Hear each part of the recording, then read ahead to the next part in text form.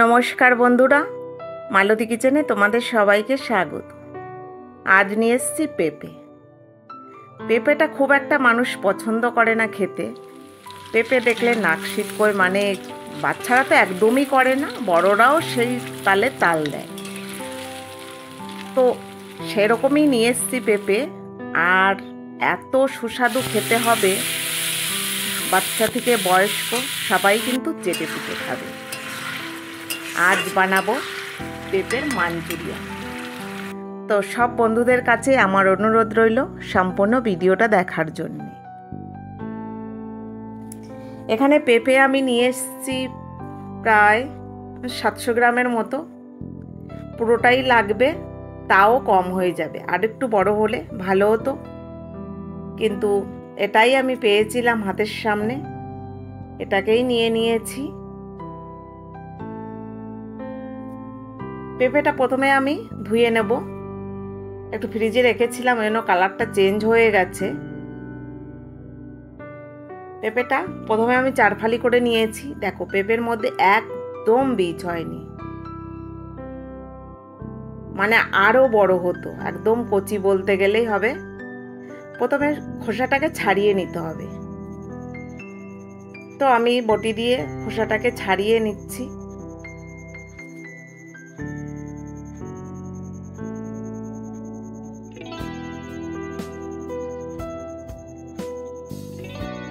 তারপরে ভেতরের যে অংশ আছে, বীজ নেই, একটু চামচে করে এইভাবে চেঁচে নিতে হবে, যাতে এই যে আঁশ মতন একটু ভেতরে আছে ওটা উঠে যাক। ওটা থাকলে কি বলতো, ভীষণ হাত চুলকায়, বা এমনকি কাঁচা খেতে গেলেও মনে যেন জিভ চুলকায় এই আঁশটা থাকলে।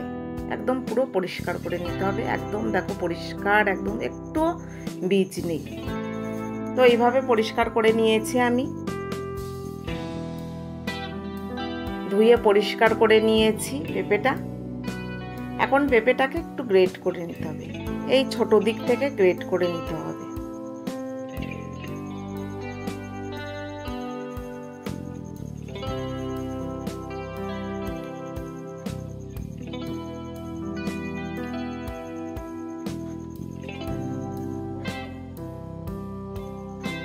দেখো, গ্রেট করার পরে একদম মিহি, খুব সুন্দর হয়েছে। এইভাবে আমি পেঁপেগুলো, সমস্ত পেঁপেটাই আমি গ্রেট করে নেব।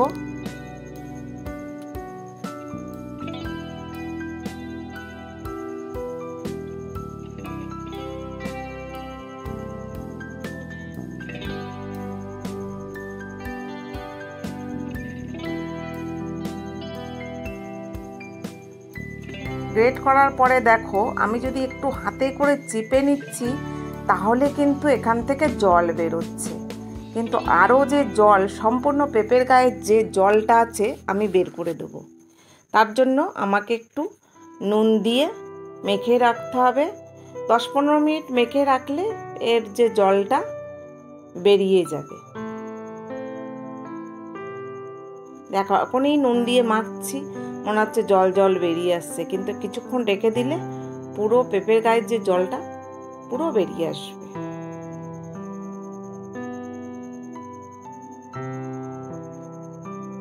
আর এদিকে আমি একটা আলু, দেখো পুচকি একটা হাঁড়ি, আমার দুধ জাল দেওয়া হাঁড়ি, পুচকি হাঁড়িতে বসিয়ে দিয়েছিলাম সেদ্ধ। আর এই দিকে দেখো পেঁপে কিরকম জল বেরোচ্ছে।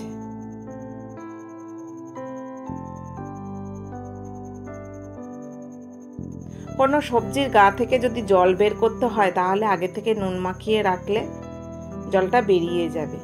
অনেকেই তোমরা জানো, আর যারা না জানো আমি তাদেরই বলছি। দেখো কতটা জল বেরিয়েছে। এইভাবে মোটামুটি পেঁপেটাকে একদম জল যতটা পারবো আমি বের করে নেব। তারপরে হচ্ছে, আমি এখানে একটা আদা দিচ্ছি, এক টুকরো আদা আমি গ্রেট করে নেব এখানে।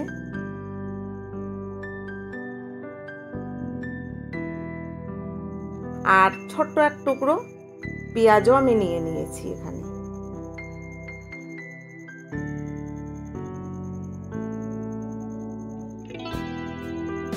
পেঁপেটা নিয়ে নিলাম, আর এখানে দেখো এই যে পেঁয়াজ, আদা আর একটা আলু দিয়েছিলাম। আলুটা একটু চটকে মেখে নেব ওটাকে।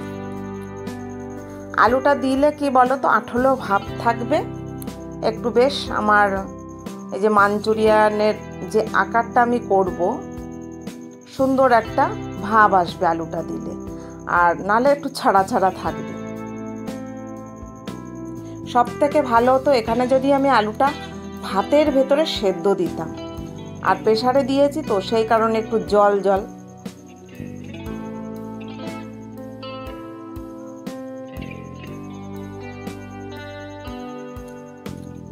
এখানে আমি গোলমরিচ গুঁড়ো নিলাম, সামান্য লঙ্কার গুঁড়ো নিলাম, সামান্য নুন দিলাম, যেহেতু আগে নুন দিয়ে জল বের করে দিয়েছি, কতটা নুন হয়েছে জানি না, সেই জন্য অল্প করেই নুন নিয়েছি। আর কিছুটা ময়দা দিয়েছি, যেহেতু আমার কর্নফ্লাওয়ার নেই, কর্নফ্লাওয়ার থাকলে দিতে পারো তোমরা, আর না হলে ময়দা। এবার সুন্দর করে এটাকে মেখে নেব।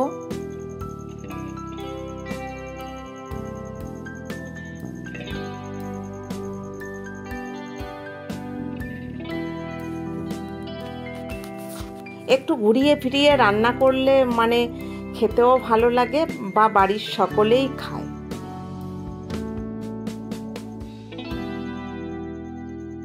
এবার একটু হাতে তেল মেখে নিচ্ছি। এবার ছোট ছোট আমি বল করে নেব।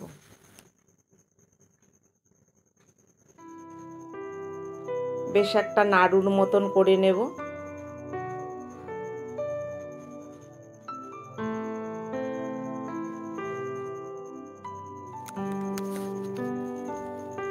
এই পেঁপের সিজন আসলে, বিশেষ করে সিজনের যে পেঁপেগুলো হয়, আমার তো খুবই ভালো লাগে পেঁপে সেদ্ধ, ভাজা, ঝোল। কিন্তু কি বলবো, আমার বাড়িতে 2 যন্ত্র আছে, তারা একদম পেঁপে পছন্দ করে না, মানে আমার 2 ছেলে, আমার শ্বশুরমশাই, আর সেই সঙ্গে বড় মানে খেতে পছন্দ করে না, কিন্তু ওদের জন্য আমার খাওয়া হয় না।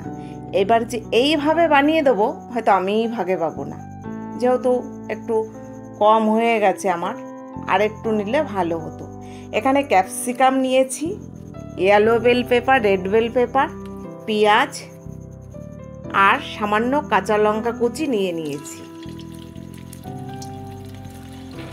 এক এক করে দেখো, এবার যে নাড়ু মতন বানিয়েছিলাম, 2টো আমি চেক করে দেখলাম কড়াইতে লাগছে কিনা, যদি লাগতো আরেকটু আমি ময়দা দিতাম, তো লাগেনি। ফের আবার এক এক করে আমি নাড়ুগুলো দিয়ে দিচ্ছি কড়াইতে।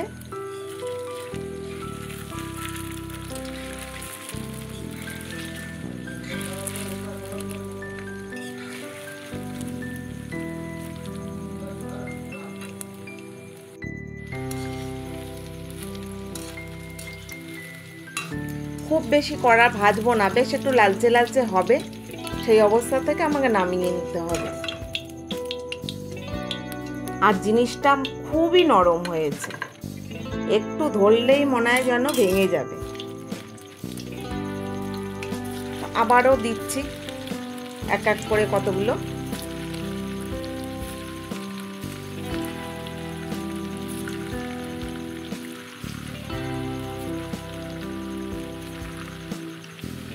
তা আমি তো বানাচ্ছি, তোমরাও একবার এইভাবে একবার বানিয়ে দেখতে পারো, বাচ্চারা অনায়াসে চেটেপুটে খাবে, এমনকি তাক লাগিয়েও দিতে পারো কাউকে এটা খাইয়ে। খুবই টেস্টি হয় খেতে, খুব সুন্দর লাগে এটা।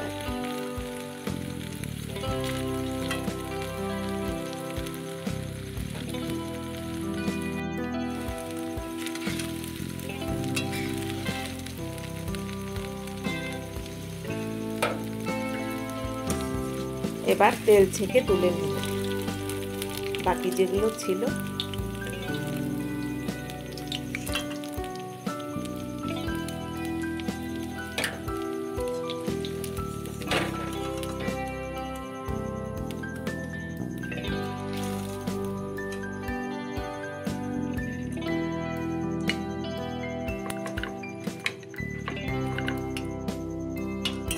দেখো একটা যেন একটু ভেঙে গেছিল, একটু নরম নরম হয়ে গেছে। কিছুটা তেল আমি এখানে তুলে নিয়েছি। তারপরে তেলের ওপরে পেঁয়াজ, প্রথমে আমি পেঁয়াজ দিলাম।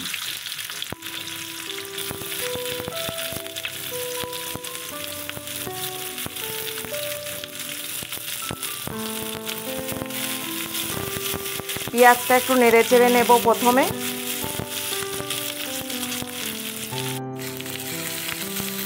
বেশ লালচে লালচে হয়ে এসছে পেঁয়াজটা। তারপরে আমি বাকি সবজিগুলো সব দিয়ে দিলাম। ক্যাপসিকাম, লঙ্কা কুচি, yellow bell pepper, red bell pepper. এখানে শুধু ক্যাপসিকাম দিলেও হতো, কারণ এইগুলো সবসময় সবার কাছে থাকে না। একটু যারা এইগুলো সবসময় রাখে তাদের কাছেই পাওয়া যায়, আর এই সময় একটু দামও বেশি না। সামান্য নুন দিয়ে দিলাম।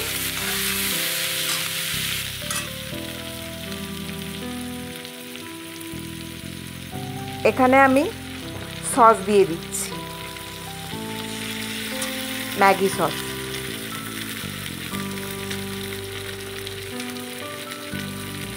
সামান্য সয়া সস দিয়ে দিলাম।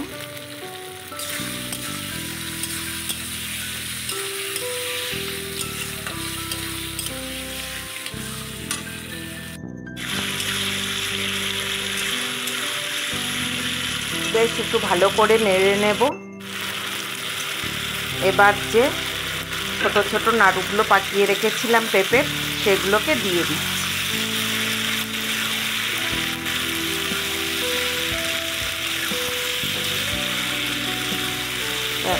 এবার বোঝাই যাবে না যে এটাকে আমি পেঁপে করলাম না চিকেন করলাম, খুবই বোঝা মুশকিল। এখানে ঝালের জন্য আমি একটু গোলমরিচ গুঁড়ো দিয়ে দিলাম।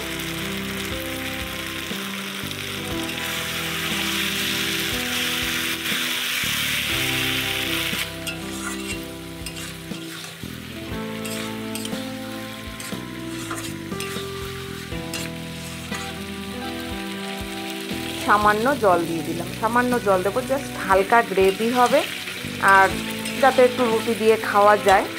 আর বিশেষ করে এটা রুটি পরোটার সঙ্গে তো ভীষণ ভীষণ ভালো লাগে, আর ফ্রাইড রাইসের সঙ্গেও ভালো লাগে, আর সবথেকে ভালো লাগে রুটির সঙ্গে। কিন্তু আমি একটা শুধু যখন আমি করি তখন আমি একটা চেক করে দেখেছিলাম এটা কেমন খেতে। নামিয়ে নিলাম এখানে, কিন্তু শুধু এই একটা চেক করেছিলাম, ওটাই পেয়েছিলাম খেতে। যাক, আমি ভিডিওটা 2 দিন পরে ছাড়ছি, কিন্তু আমি যখন বাড়ি আসি ফ্রিজ খুলে দেখি যে আমি রেখেছিলাম, এসে দেখি আমি আর পাইনি। বুঝতে পেরেছো? মানে এত সুন্দর খেতে হয় এটা।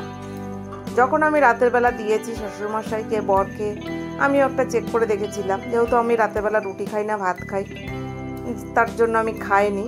সকালবেলা এসে দেখি, আমি জানি ওটা আছে, পরে দেখি আর নেই। তো আমি নামিয়ে নিলাম। দেখো কত সুন্দর লাগছে দেখতে।